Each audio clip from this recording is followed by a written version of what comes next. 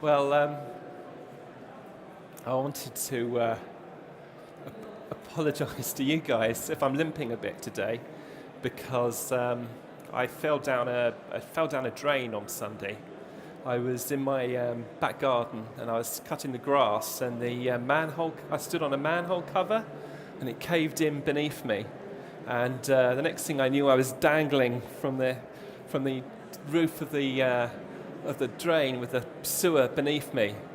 And and the bad news is I hurt my leg, but it seems a lot better. I don't seem to be limping so much today. But the good news is, which brings me on to what I was going to talk about, is that I successfully managed to save my iPhone. And I thought that was a bit of a relief, really. And the reason why I tell you that is because I'm rather partial to my iPhone. I take it. It comes with me to bed in the evening. So I often stare at it. I caress it gently. My wife thinks it's a bit weird, but she just doesn't get it. And I watched first thing in the morning. I always get up quite early. I'm always up about 5:30, and I watch the business news on BBC on my iPhone first thing in the morning. Last thing at night, often dozing off, looking at TV on my iPhone, and find it in bed with me in the middle of the night.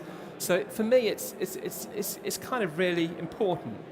And my biggest dread is that. Sorry, I don't know how that got there. My biggest dread is that one day I will drop it and the screen will get damaged or the battery run down. Now, if someone was to steal it, I could live with that because I'd kind of have closure and I could get on with the rest of my life. But if the screen got damaged, then it would be like a daily reminder of what I once had, and that would be quite difficult to deal with, I think. My wife borrowed my iPhone off me once without me realising it, and I wasn't very happy. We want it, we need it, I said to her. Give me back my precious. I hissed at her, and you stole it from us, I said, you sneaky wifey, wicked, tricksy, false. Okay, so my name is Michael Baxter. I am the co-author of a book called iDisruptive. And iDisruptive is a book about disruptive technology. And there's a picture of it, in case you don't believe me. And today, I'm going to be talking about a particular aspect of disruptive technology, which is innovator's dilemma, something called the Big Bang disruption, and go on to ask, is it a mistake to get to know your customers too well? But before I do that, perhaps I'll just explain to you what I mean by disruptive technology.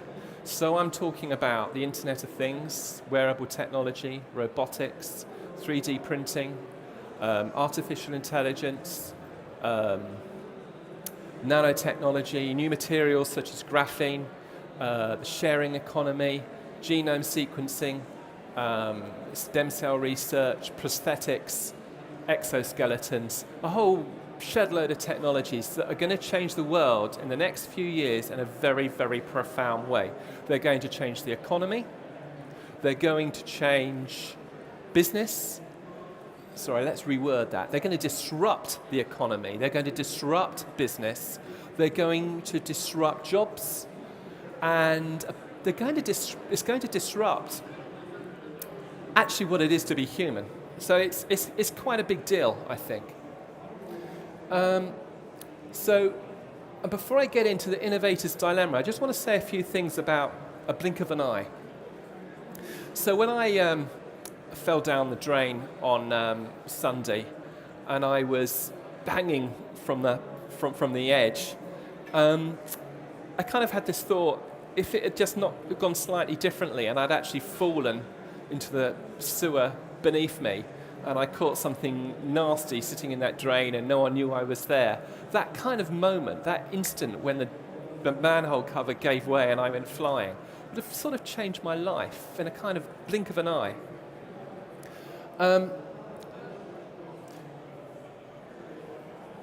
Excuse me, just ignore that for a moment. I'll explain that to you in just a second. Now, if you think about returning to my favorite subject, my iPhone, if you think about an iPhone, before we had 3G and before we had Wi-Fi, there was no point in having a smartphone, no point whatsoever. And although I was perhaps exaggerating a tad just now when I was talking about how much I love my smartphone, I think most people would agree that the smartphones are quite important. They're a very important part of us now. But until a few years ago, there would have been no point in having them. So this thing has happened incredibly quickly. It's another example of what I call a blink of an eye.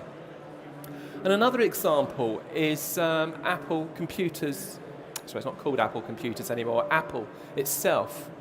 I don't know whether many of you can remember, but 10 or 11, 12 years ago, Apple was in dire straits. A lot of analysts said they believed the company was on the verge of going bust.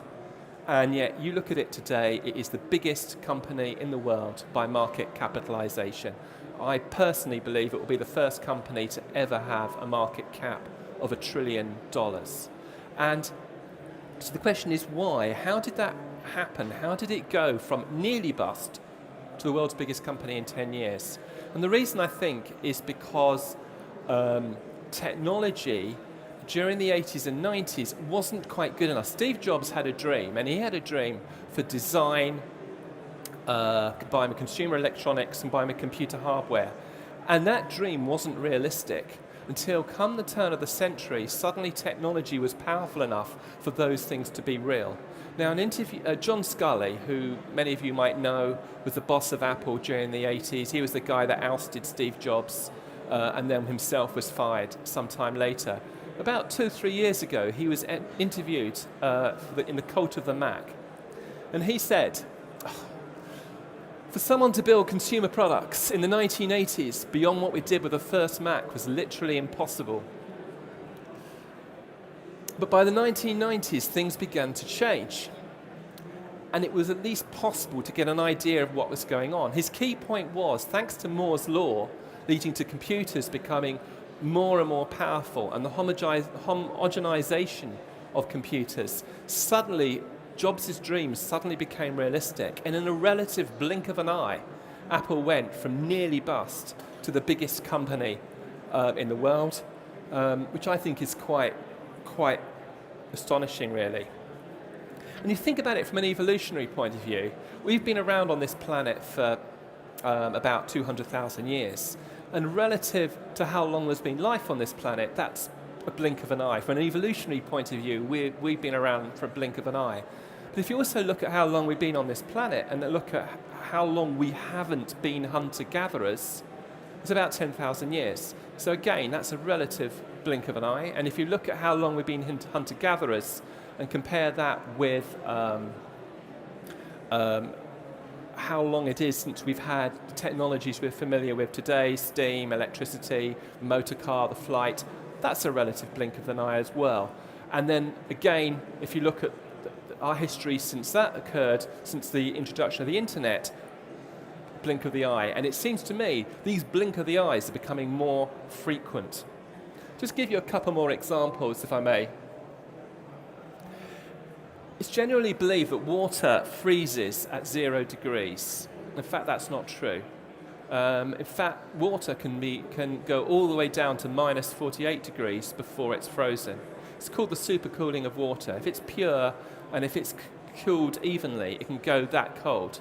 But what I find fascinating about that is that when you have a pool of water that's been supercooled and it is very cold, minus 20, minus 25 degrees or whatever, and a bit of that water turns to ice, all of it turns to ice instantly. Water goes from, when it's been supercooled, it goes from liquid to ice, just like that. It's instant. And another one more example is an example given by Nassim Taleb, who some of you might be familiar with, the author of The Black Swan. He didn't actually invent this idea. He based it on a view by Bertrand Russell. But essentially he looked at a turkey living on a farm, and wasn't life great for that turkey? It was he had all this food, a farmer that seemed to adore him, and it was great. Until one day, on Thanksgiving Day, he felt the farmer's hands around his neck. And then at that moment, in that second, he had that realization, no, the things aren't quite so good at all. So his happiness went like that. And I say all that because this is going to be what it's like with technology. Technology is changing so rapidly at the moment, and we're going to see such rapid technology that the implication, the way it will disrupt us, is going to happen very, very suddenly indeed. And if you prepare for that happening afterwards, it'll be too late. The time to prepare for that is now. And when I say you, I mean everyone, actually. Politicians, policymakers, the media, absolutely everyone, because I believe this is possibly one of the single most important issues of our age. Now I want to, also a little statistic that I thought you might be interested. According to Deloitte, since 2010, the number of companies, European companies, that have fallen out of the global Fortune 500 is the highest ever. And I think that's an example how technology is disrupting so rapidly. And that's about to accelerate. That is going to become faster. And if you looked at the biggest 100 companies in the world in 1912, come 1995, only 19 of them were still in that list. But I suspect you'll find in 30 years' time, of the top 100 companies in the world, less than 19 will still be in that list. So innovator's dilemma, which is one of the things I really want to focus on today, is one aspect of disruptive technology related very much to business. And it was the guy who thought of it was a bloke called Clayton Christensen. Clayton Christensen. Imagine there's a son at the end of Christian there. Now, the argument with innovator's dilemma is that as long as technology is evolving, then the companies that dominate an industry will continue to dominate it.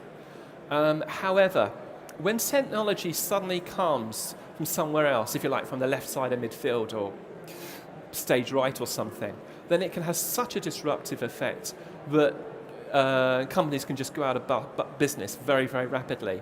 And Christensen took as an example the disk drive industry.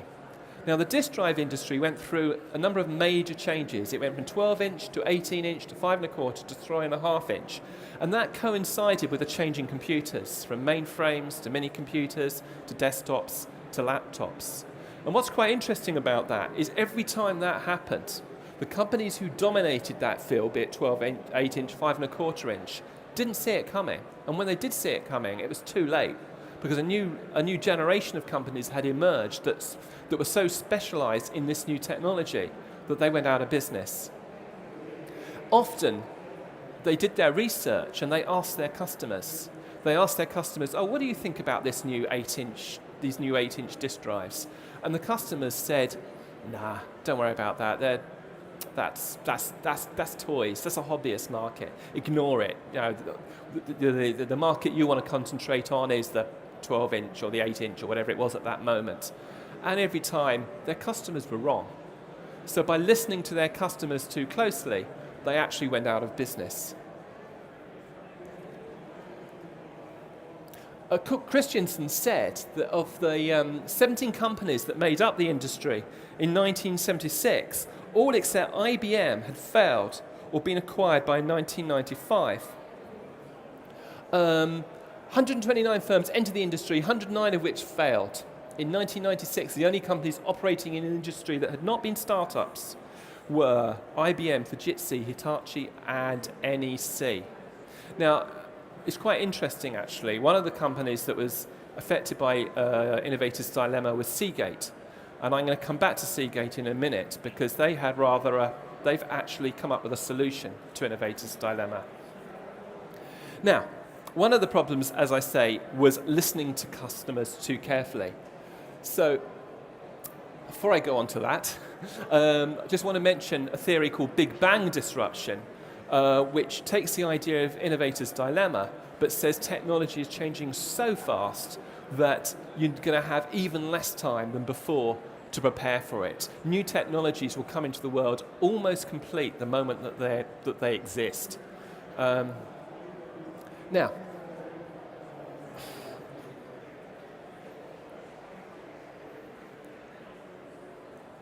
so, problem with listening to customers. If Steve Jobs had listened to what his customers had said, he would never have launched the iPhone, because the market research told you that nobody wanted a touchscreen phone. And I can remember that. I had one of those XDA phones, which was a heap of rubbish, and I couldn't wait to get rid of it. I was so relieved when my contract came to an end on that phone. And I said, no, I never again am I going to have a touchscreen phone. And thank good. And Steve Jobs didn't listen to me, and he didn't listen to anyone, because he had this theory, and his theory was right, even though his customers thought otherwise. Another example of that is when the BBC reintroduced their program Doctor Who, which is now one of the most successful programs in the corporation's history. That's the current iteration. The market research said, no, nobody wants it. Henry Ford supposedly, there's a question mark as to whether he really did say this, but he certainly said words to this effect. If you ask people what they want, they would say faster horses. Steve Jobs, incidentally, was supposedly a great fan of that statement, and he used to cite it to people all the time. Now, what is quite interesting is that there was a company in the disk drive industry that was seriously disrupted by Innovator's Dilemma. It was a major player in the 5.25-inch market and really lost market share with the advent of 3.5-inch drives, and yet today it's a very successful business. And that company is Seagate. Now, I mentioned to you one of the telltale signs of companies failing to get disruptive technology is their market research tells them that this new type of technology is a toy. It's aimed at the hobbyist market. So that's one warning, if you like. If your research says, oh, don't worry about that, it's a toy, it's for hobbyists, then you know it's time to take it seriously. And that's quite ironic, because one of the reasons why Seagate made its comeback was because it really did home in on the toy market, because one of the product that led its recovery was a disk drive for the Xbox. And these days, it's a major player in storage for cloud-based servers as well. So what was Seagate's answer? What lessons did it learn that enabled it to not repeat the errors of Innovator's Dilemma? Well, the first thing it did was it learnt not to listen to its customers, rather to listen to its customers' customers. Now, that's a fairly difficult thing to do in the consumer market, but from a business point of view, in the disk drive point of view, so Seagate's customers said, no, ignore 3.5-inch disk drives, there's no future there. But in fact, if it asked its business, its customers, it might have got just slightly different feedback. The other thing it said is try and look 5 years ahead when you're planning, and try and work out, well, what is it out there? What could go wrong? Where are these potential Murphy's laws? A more flexible supply chain, less specialised, so when technology does come along and disrupts the business, they can change more quickly. Cross-discipline teams. Now, that's something I find quite interesting, because I worked for a technology company in the early 90s, and a lot of the engineers used to go on about this thing called the internet and how wonderful it was, and all the marketing people and the management said, get out of here, what do you know? Leave it to us, we're the marketing people, we've done our research, the internet isn't where the future is. But the engineers often are closer to, and the same thing happened with the disk drive industry. Often it was the engineers who said, you know what, I think we need to look at these 8-inch or 5.5-inch drives, and it was the marketing people with their reams of research and who'd listened very carefully to their customers who said, no, you shut up, you engineers, you don't know what you're talking about. So one of the lessons of Innovator's Dilemma is actually to listen to the engineers. Also, not to be afraid to cannibalize your own products. So, for example, Sainsbury's has recently announced a deal with Netto. So Netto is it's a budget supermarket, competitive with Aldi and Lidl, and a lot of analysts are highly critical of Sainsbury's over that. They're saying, well, it's cannibalizing its own products, it's competing with itself. Well, I have to say to you, I don't think those analysts understand innovators' dilemma, because if they did, they'd understand that if your company wants a future and doesn't want to go the way of, say, Kodak, then that is precisely what you have to do.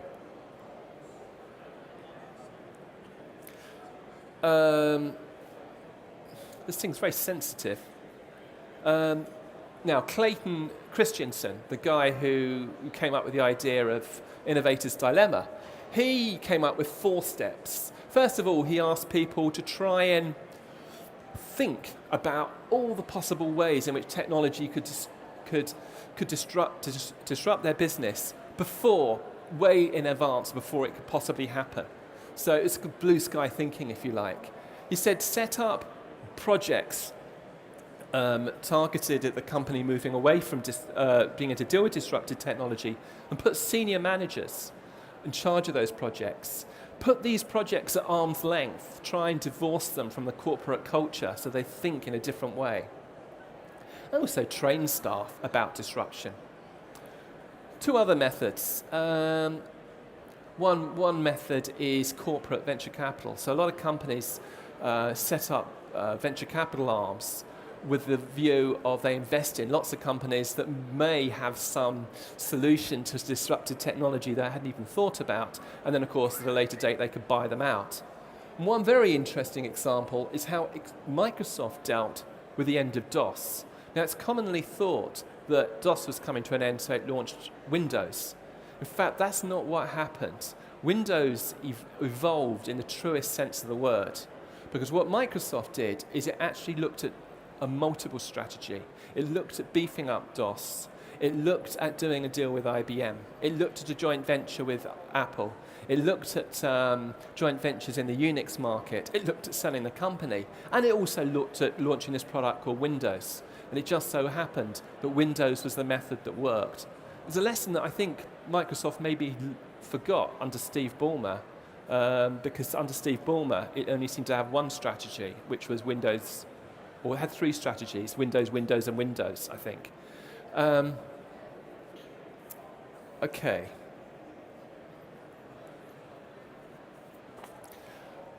So what do I mean by disruptive technology?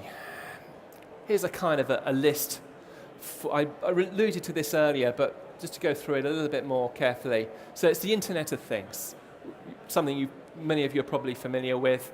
So this is the technology that will probably power the next industrial revolution. People think of the Internet of Things as your fridge telling you when you run out of milk. That's not what it's about. The Internet of Things is about industry, and it's about manufacturing, being able to revolutionize the supply chain. It's being able to change the production process. For example, if a mechanic is working on a helicopter engine and he packs up and he can't find his screwdriver, well, that's quite worrying. You probably wouldn't want to fly in that helicopter. Well, the Internet of Things would tell him where that screwdriver is, and it would tell him whether he dropped it inside the helicopter engine or not. Wearable technology is about health and fitness. It has been projected that within a few years, 80% of what doctors currently do will no longer be required. That doesn't mean to say 80% of doctors are going to lose their job, because there will be other stuff for them to do. But that's where wearable technology fundamentally comes in. Associated with that, you've got big data, you've got robotics, 3D printing. There's a lot of cynicism about 3D printing within the industry at the moment. There's a feeling that it's overhyped. Well, maybe it is. But what 3D printing does do is it enables the production of prototypes like never before. And that is creating an opportunity for very small companies to develop new products. So that's a very significant new technology. You've got artificial intelligence, virtual reality, which I think is completely underestimated. When people think of virtual reality, they think of video games. It's about movies, it's about online shopping, it's about booking holidays, it's about conferencing. I saw a demonstration on the latest Oculus Rift virtual reality headset a couple of months ago, and it completely blew me away. As far as I'm concerned, I went to... Is there? Okay, well, there's one over there. We'll go and have a look at that one over there and see whether it can blow you away. Then you've got new materials such as graphene, which has the potential to make computers 1,000 times faster, to revolutionize battery technology, to revolutionize solar panels, and a whole lot more. You've got genome sequencing. A few years ago, when the human genome was first sequenced, it cost several $billion and took a long, long time. Today, it costs a few $1,000s and a few hours. Stem cell research, prosthetics, exoskeletons, and then there's a sharing economy at all as well. And what will it disrupt? It will disrupt the health business, it will disrupt education, it will disrupt business, it will disrupt the economy, it will disrupt jobs, and it will disrupt us all. I started this talk talking about the iPhone and how it's kind of changed us a little bit. And to give you a specific example of that, for me, I'm sure we've all had that experience when you can't quite remember something, and it's on the tip of the tongue, and we can't remember it, and then we go away, and suddenly, that's what it was. Well, I don't have that experience anymore. When I can't remember something, my iPhone is out in about half a second, and I've Googled it. And in a way, I wonder whether that's made me a bit lazy. So that's just a very small and fairly trivial example of how technology could be affecting us as a whole. Now, most of you missed the beginning of this talk, but I started this talk telling you about an unfortunate experience I had on Sunday when I literally fell down a drain. I was cutting the grass, and the manhole cover beneath me caved in, and I fell down the drain. And I didn't take a photograph of that. I didn't have the foresight to do it at the time. I was too busy trying to get out of the drain. And I wasn't going to reenact it either, because it wasn't a particularly pleasant experience. But I did take a photograph, kind of to try and create an impression of what it was like.